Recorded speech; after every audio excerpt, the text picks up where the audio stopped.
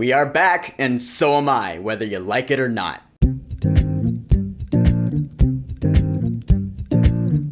The Lord of the Rings, The Rings of Power, Season 2. Alright, Season 2 of this divisive Middle-earth show has premiered on Amazon Prime Video with 3 episodes. That was a lot to watch last night. And so now, as with last season, I'm going to talk about each of the episodes this season with spoilers. So, spoiler warning, if you have not watched all 3 of these premiere episodes yet, and you're planning on it, I'd advise you to fly, you fools, because I will be talking about what happens in all these episodes in detail. I mean, I'm not going to cover everything, that would take me a really long time to do, but I'll talk about enough. If you have watched these episodes or you don't care, then stick around. Let's talk about some Lord of the Rings. So I'll start off by touching on the new intro, which I know we don't see until the second episode, like Season 1, which I actually thought was pretty cool. And the music is the same as that Howard Shore theme, but the visuals are a little different. It's still like the shifting sands, but now they have like this reddish hue and they're making different shapes. I actually like it better than Season 1. I just think the visuals are really neat, and the way the title comes on the screen, I like that more too. Okay, so here's how I'm gonna do this. Because you know how the show works, is different pockets of characters in different places doing different things. So I'm gonna go through this like that, going from story arc to story arc one at a time. So let's start off like this season does, with Sauron. Because like the first half hour of the first episode here is all like prologue of, we see like a different actor playing Sauron, like in the dawn of the Second Age. Morgoth was just defeated, so he wants to take over now. And all the orcs are like, no. And recast Adar does kill him, which is why he said what he said back in Season 1, where he was like, I killed Sauron. I was like, Now it makes sense, because I guess, yeah, all the orcs in Mordor right now, they hate Sauron. He needs to win them over, so he's supposedly killed by Adar, and we see him coming back from blood, like that's what that Venom symbiote looking thing was from the trailer, and he finds his way eventually to the raft, and it shows how he got there in the beginning of Season 1 where he met Galadriel. I don't know if we needed all of that. We could have just seen like how he has a grudge against Adar, because that's really what matters when it comes to this little prologue. Yeah, I don't really think we needed to see how he got to meeting Galadriel. That's just me. So alright, he's brought into Mordor, still looking like Halbrand, and yeah, Adar is still there, because we knew he was there from the end of Season 1 after the massacre, and basically he's like, I don't trust this dude. But Sauron's like, I have the trust of the elves, let me go and I'll see what I can do. So alright, he is let go. He makes his way to Eregion, where Celebrimbor is, and man, oh man, this is really where we get to see how much of a wordsmith Sauron is. He has truly earned that title of Sauron the Deceiver. I mean, the way he just plays Celebrimbor like a puppet, that really does blow me away. It's really good writing, and Charlie Vickers is really good as Sauron, or Anatar, as he calls himself, Lord of Gifts. What am I to call you?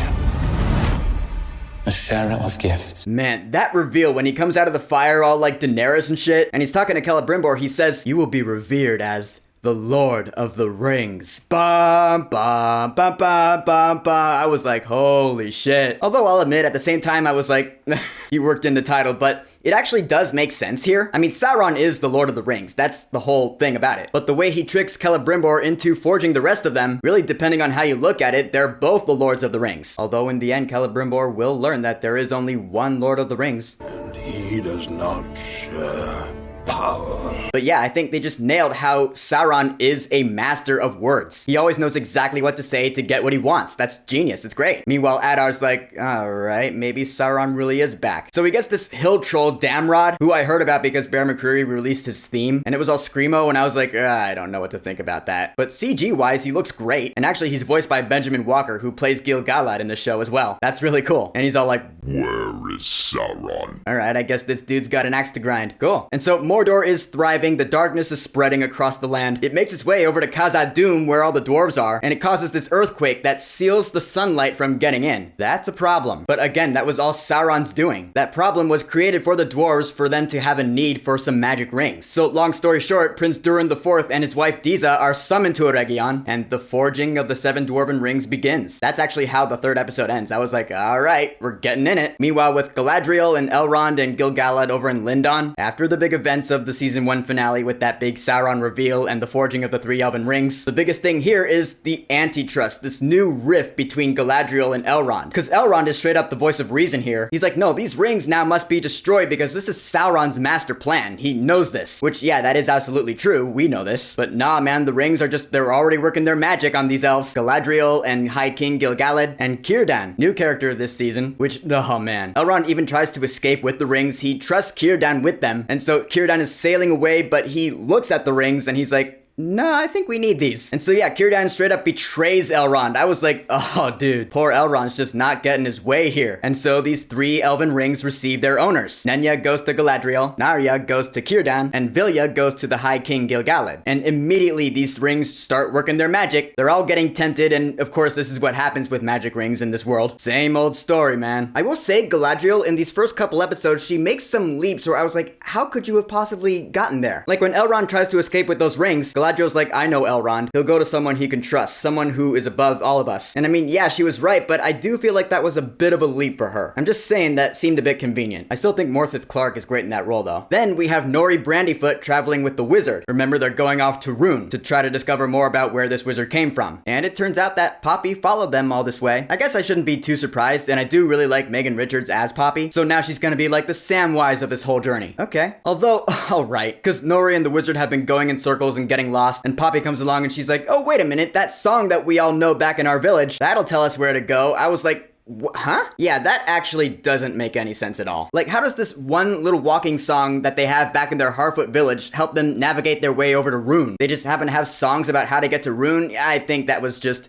that didn't make any sense. So I am gonna call BS on that. But then there's this dark wizard who's scheming things, and he's played by Kieran Hines, which is really cool. And he resurrects that one dark sorceress who we saw fighting the stranger in the last season. She's back again, and she talks now, I guess. But it's funny, like when this dark wizard is talking and he has the beard, I'm just like, yeah, that's Aberforth Dumbledore right there. That's neat. For a split second, I was like, is that Saruman? But it's not. I don't know who this is. I don't even know if we'll ever learn his name. Guess time will tell. But Nori, Poppy, and the wizard, they find a well, and they rest there, but the bad guys catch up to them. So the wizard causes this big sandstorm, but again, like in season 1, he can't really control his powers yet. So the sandstorm gets out of control, and Nori and Poppy go flying, and that's the last we see of them for now. I'm sure they'll be okay, right? I don't know. Then we have Isildur and his arc, which I think is really cool, actually. Because yeah, of course, he's alive after that big massacre in the Southlands. He's found by his horse, Beric, which, yeah, that is one loyal and sentient horse right there. Then again, you know, this is Middle-earth. Different world, different rules, so it's fine. And Isildur finds this girl named Estrid, who's wow. So they join up, they make their way to Pelargir, which is an old Númenórean settlement. That's where all the refugees from the Southlands ended up going to. And they're met by Arondir, who is still a badass. I honestly forgot how cool he was. But when he comes in and he's taking out those guys with his bow and arrow and he does that jumping, swirling thing off the cart, I was like, oh, yeah. That's right. But then in a tragic twist, we learned that Bronwyn did not survive her attack. Yeah, she died. Oh my god, they made that call. And they made it because Nazanin Boniadi, who played Bronwyn, she decided actually not to come back for this season because she's also an activist, so she's off doing that. Which, alright, yeah, good for her. So I was wondering how they were gonna write her out of the show. Did she recover and now she's just off doing something else? No, they actually killed her off. Alright, damn. That sucks for Arondir, man. He never got his chance to tell her how he really felt about her. And now he never will.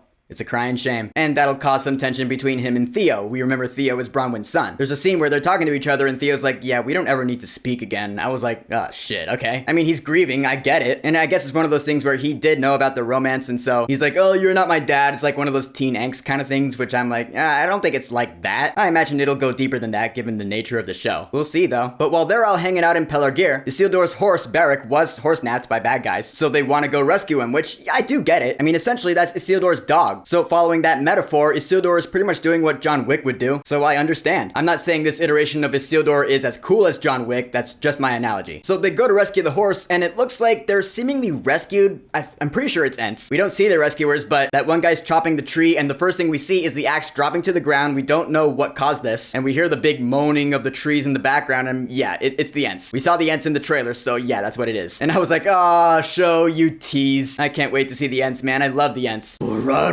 It's too bad Estrid is actually on the bad guy's side. I was like, damn, that sucks. Ah, you bitch. Traitor, you're still gorgeous though. And a good actress. Nia Toll, I think is how you pronounce it. Not a bad find. Last arc in these first 3 episodes is Númenor. We remember Elendil and Queen Regent Muriel, they arrived back in the kingdom to see that the king has died. So now the time has come for Queen Muriel's coronation and the presentation of the Gata. No, I'm kidding. I can't hear the word coronation and not think of those hilarious Ham for Ham videos. I just can't. I've been cursed. But anyway, Muriel's coronation turns into a shit show because the people still don't trust her from what happened back in season 1. And then Eärien comes in with the Palantir, and yeah, that just, it turns it all to shit. And then it's all interrupted by an eagle, which, holy shit. Talk about more awesome visual effects. That eagle looks great. Wow. And then Pharazôn, Muriel's own cousin, is like, I'm gonna seize this opportunity to usurp the throne for myself. At least that's how I saw it, because he just goes up and walks towards the eagle, and the eagle doesn't move. And so the people are like, Pharazôn, new king. And I was like, ah, shit, alright, well that sucks for Muriel. I still still love that character, man. I want her to be a blind badass. But I do know that in Tolkien lore, when Numenor fell, Pharazôn was the king. It was pretty much his fault. So I guess we had this coming. I mean, granted, we don't know if he actually is like the new king yet. All we know for now is that that's seemingly what the people want. So I guess we'll see what happens from there. And alright, I guess that just about covers it. Now for this show, I'm gonna start a new segment for these videos, and that is favorite quotes. Cause let's face it, Lord of the Rings is filled to the brim with amazing quotes in scripture that are amazing life lessons. So I'm gonna list my favorite quotes from these first 3 episodes and go on from there. So episode 1, my favorite line comes from that old guy who was talking to Sauron early on. He says, "A sure path may crumble, but there is always another." That was pretty good. Episode 2 had 2 lines that I really liked. The first comes from the wizard. "No one can give you a name. It is yours already. It is who you are. And when you hear it spoken, you feel your heart glow." Man, that is really true, at least for me. And the second quote I like from this episode comes from Círdan. "Judge the work and leave judgment concerning those who wrought it to the judge who sees all things." I love that, because I really agree with it. Episode 3, I kind of had to scrape, but I like this one. It's a short one. It came from Arondir. "Elven memories do not dim." I don't know, there's just something I really liked about the way he delivered that line. It was cool, and it stuck with me after the episode was over. So alright, that is it. I'll be back next week for episode 4. So, The Lord of the Rings, The Rings of Power Season 2. Episode 1, Elven Kings Under the Sky. Episode 2, Where the Stars Are Strange. And Episode 3, The Eagle and the Scepter. Have you watched them yet? What are your thoughts on them? And what are your theories and predictions for next week? Whatever you think, go ahead and leave a comment. And of course, thank you for subscribing. Peace!